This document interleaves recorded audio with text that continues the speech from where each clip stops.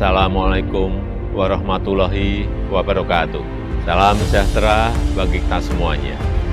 Setelah menerima masukan-masukan dari ulama-ulama MUI, Nahdlatul Ulama, NU, Muhammadiyah, dan ormas-ormas lainnya, serta tokoh-tokoh agama yang lain, dan juga masukan-masukan dari provinsi dan daerah.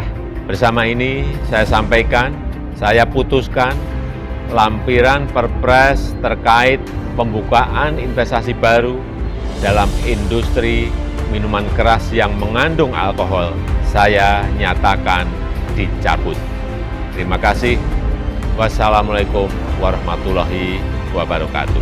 Kemudian Presiden secara bijak mengambil keputusan untuk pencabutan, dan ini sekaligus juga sebagai momentum baik untuk menegaskan soal positioning kita hanya menyusun peraturan perundang-undangan yang mewujudkan kemaslahatan publik, serta melakukan evaluasi atas berbagai ketentuan peraturan perundang-undangan yang punya potensi destruksi di tengah masyarakat, sekaligus juga pembelajaran pada saat penyusunan ketentuan peraturan perundang-undangan perlu melibatkan secara luas stakeholders terkait.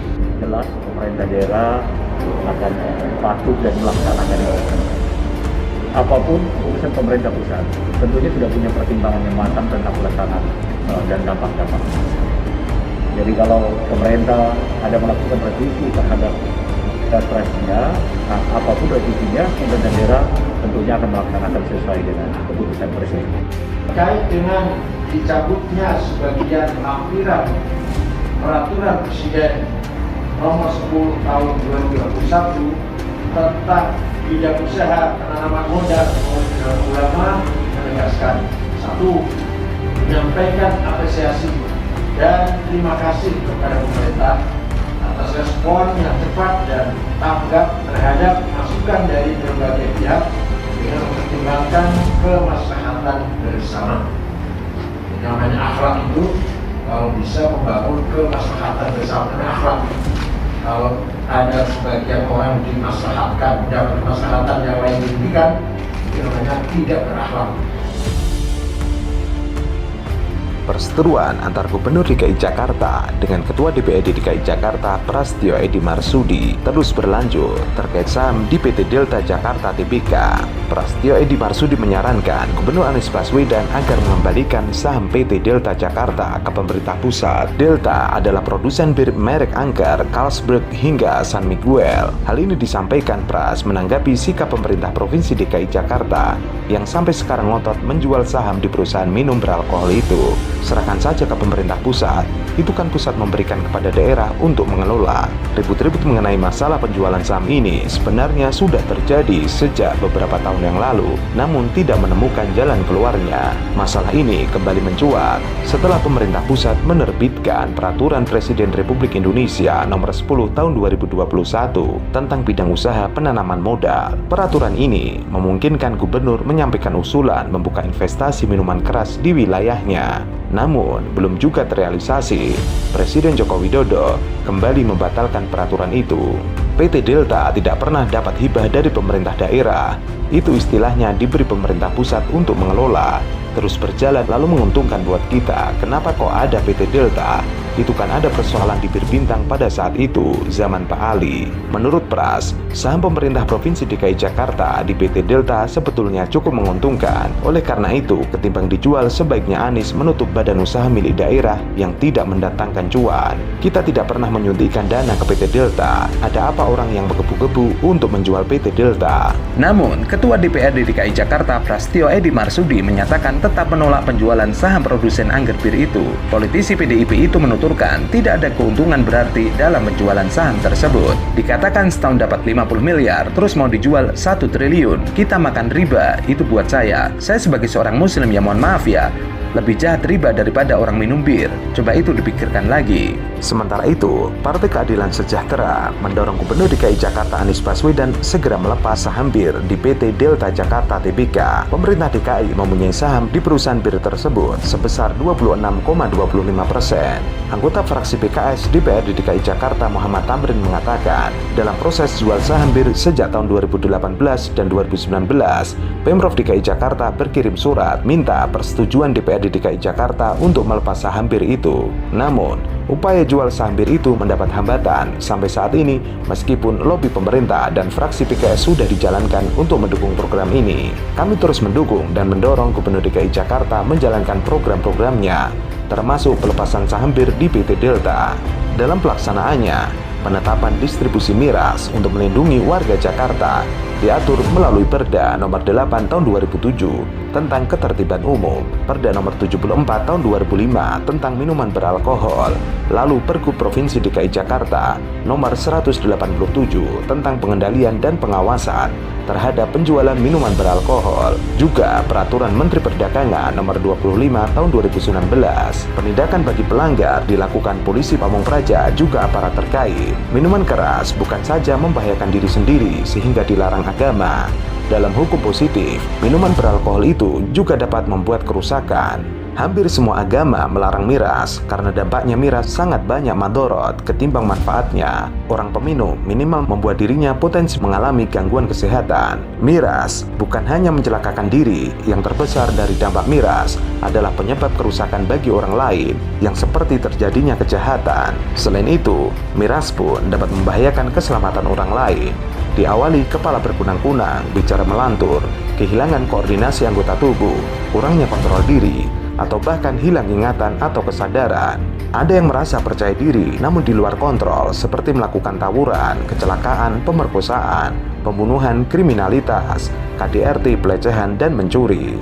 Aturan Perda dan Pergub tentang miras harus terus dievaluasi. Jika perlu, Gubernur Anies Baswedan dapat membuat peraturan yang lebih ketat dengan melakukan revisi sehingga terjadi ketertiban umum di Jakarta. Nama Direktur Utama Perumda Pembangunan Saranajaya, Yori Pinontoan, mengemuka sebagai terduga tersangka korupsi lahan ini setelah Gubernur Anies Baswedan mencopotnya dari jabatan Dirut Jumat lalu. Pak Gubernur sudah mengambil keputusan dan mengeluarkan surat keputusan sejak Jumat, dan saya juga sudah langsung terkait dengan penonaktifan yang bersangkutan. Kita menganut azas praduga tak bersalah, memberi kesempatan kepada yang bersangkutan untuk dapat menjelaskan dan mengklarifikasi sesuai dengan fakta dan data yang ada. Tentu kami berharap masalah ini dapat selesai dengan baik dan secepat-cepatnya bagi semua pihak. Setelah dilakukan serangkaian kegiatan penyelidikan, maka kemudian ditemukan adanya dua bukti permulaan yang cukup. Karena itu KPK saat ini sedang melakukan kegiatan penyidikan dugaan tindak pidana korupsi terkait dengan pengadaan tanah di Muncul Purahan Pondok Rangon, Kecamatan Cipayung, Kota Jakarta Timur, Provinsi DKI Jakarta tahun anggaran 2019. Tentu nanti pada waktunya setelah proses penyidikan ini diselesaikan dan telah dilakukan upaya paksa baik itu penangkapan maupun penahanan terhadap pihak yang telah ditetapkan sebagai tersangka dimaksud, kami akan menyampaikan secara utuh dan lengkap konstruksi perkara ini, masuk juga tentu pihak-pihak yang telah ditetapkan sebagai tersangka, pasal-pasalnya, dan kemudian alat bukti apa yang telah kami peroleh di dalam proses kegiatan penyidikan ini. Dugaan korupsi lahan DP 0 rupiah yang dilakukan Direktur Perumda Saranajaya Yorise Pinontoan masih menjadi tanda tanya loyalis Gubernur DKI Jakarta Anies Baswedan yang juga Komisaris PT Ancol Jaya, Ges Khalifa, diminta buktikan terlibat atau tidaknya Anies Baswedan dalam kasus korupsi tersebut. Hal tersebut diminta Deputi Kajian Said Akil Sirot Institut Apirekso Panggale yang mempertanyakan Anies terlibat atau tidak kepada Ges. Perlu diketahui, Apirekso Panggale memang selalu mencari sensasi. Dia hanya mencoba menantang-nantang, tapi ketika ditantang, dia langsung mengkeret ataupun takut. Apirekso melalui akun Twitternya menuliskan keinginannya mengadu pikiran dengan Ges Khalifa soal proyek begal 100 miliar di Saranajaya. Karena tidak ditanggapi oleh Ges Khalifa, Abi kemudian berkali-kali meminta Ges untuk menjelaskan terlibat atau tidaknya Gubernur Anies dalam kasus tersebut.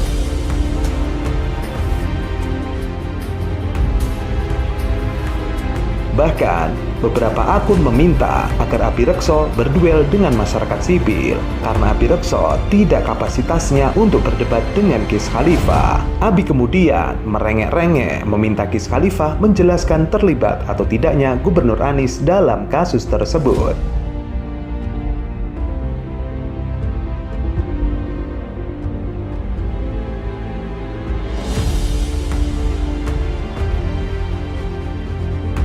Bahkan, Abi sempat geram ketika Ges Khalifa menjawab pertanyaan yang membawa kutipan sebuah media sosial berisi peran Ketua DPRD DKI Jakarta, Prastio Edy Marsudi, dalam kasus korupsi lahan tersebut. Bahkan, Apirekso sempat ngamuk di Twitter, "Bang Ges Khalifa, lu nggak usah merembet-rembet ke Bang Prastio Edy. Fokus aja sama pertanyaan gue, Anies Baswedan terlibat nggak kasus PT Saranajaya? Lu jawab ini," tulis Apirekso ngamuk. Ges sedari awal tidak ingin melayani debat dan adu data, seperti keinginan Abi dengan alasan bahwa kasus korupsi bukan untuk dibela, tapi untuk didukung agar Komisi Pemberantasan Korupsi mengusut tuntas kasus tersebut. Untuk itu, Ges mengalihkan pernyataan Abi soal terlibat atau tidaknya Anies Baswedan pada korupsi lahan program andalan DP 0 rupiah itu dengan mengutip salah satu media di media sosial tentang peran DPRD dalam korupsi pembelian lahan di Pondok Rangon, Jakarta Timur, ditenggarai telah direncanakan sejak pembahasan anggaran di Dewan Perwakilan Rakyat Daerah DKI Jakarta. Ketua DPRD Jakarta, Prastio Edy Marsudi, disebut-sebut berperan mengatur alokasi. Selain itu, Gubernur DKI Jakarta Anies Baswedan disebut-sebut menenggak atau menyelewengkan dana sebesar 100 miliar dari saham perusahaan minuman keras milik pemerintah Provinsi DKI Jakarta. Ternyata, kabar hoaks yang berasal dari platform YouTube tersebut bersifat salah atau disinformasi. Narasi tersebut termuat dalam sampul video milik kanal YouTube Suara Istana yang diunggah 4 Maret 2021. Menurut isi narasinya, terbongkar korupsi 100 miliar miras DKI ternyata Anies Baswedan gunakan untuk hal ini. Video berjudul "Berita Terkini Terbongkar Gubernur Korupsi Bisnis Haram" tampak sudah ditonton sebanyak 371.000 dan disukai 3.600 pengguna YouTube. Pemprov DKI Jakarta diketahui memiliki 26,25% saham di perusahaan produsen miras bernama PT Delta Jakarta. Pada 2019, Pemprov DKI Jakarta mendapatkan dividen dari perusahaan dengan kode saham DLTA itu sebesar 100 miliar rupiah. PT Delta Jakarta menjadi penyumbang dividen terbesar kedua bagi Pemprov DKI Jakarta setelah PT Bank DKI 240 miliar berdasarkan catatan Republika. Namun, berita ini ternyata hoaks.